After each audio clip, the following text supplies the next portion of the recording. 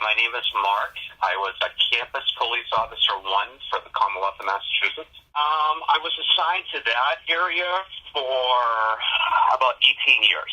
I also worked downtown Boston for a few years. I stopped a couple of guys from Toronto, Canada one time. They were walking around with no clothes on, grown men. And I called for a lot of backup. These guys were really strange. And those were some weird people. I think anything scary. There was one building that was a little bizarre. In the basement, there was a chair set up like that movie, like Session 9 movie. And there's like an old brick wall there from like the 1900s. Oh, wow. That was a little strange, but... And then there was one other quick story for you. There was blood on a wall up in the Waverly building.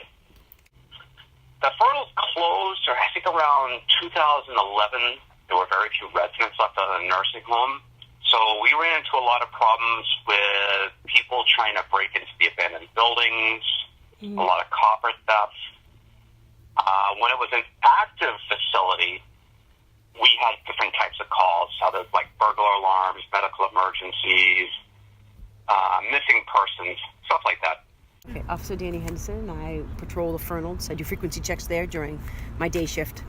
I patrol the day shift, and we typically drive through there a couple times a shift to make sure there's nobody on there trespassing and make sure everything's in order there. I mean, some of the buildings are pretty creepy if you have to go in. Some people call and say that there's kids running in the building or somebody taking stuff out of the buildings. Inside of them, they're pretty dilapidated. Some of them are falling apart. You don't want to go into them. So, but obviously if a kid's in there, you gotta go.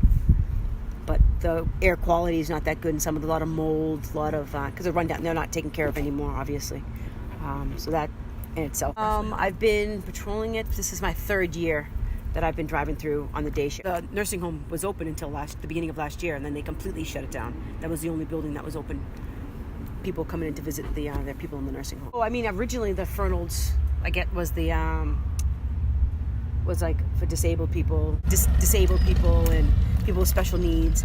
And back then, I guess it was, so if like foster care system and stuff like that, if they were full, like DCF or runaways, but back then it was DSS, or runaways and stuff like that, they would stick the kids up there, and they were integrated in with people with special needs, adults and children who had various special needs and stuff like that. So some kids grew up there and obviously learned to behave and stuff like that up there, and there was nothing wrong with them. Or some kids with like just low IQs, or just like now would be like learning disabled, like slightly autistic or ADHD and stuff like that. There was men, women, children, and then I know like people. I know there was like abuse up there, and then at one part, state. Well, I don't know if it's the state, but people and their doctors and everything were doing experiments on children and adults there. And some of them were just wards of the state, so they didn't have guardians and stuff that say, hey, they would just have them volunteer to be in projects. They get extra food. Yeah. They got extra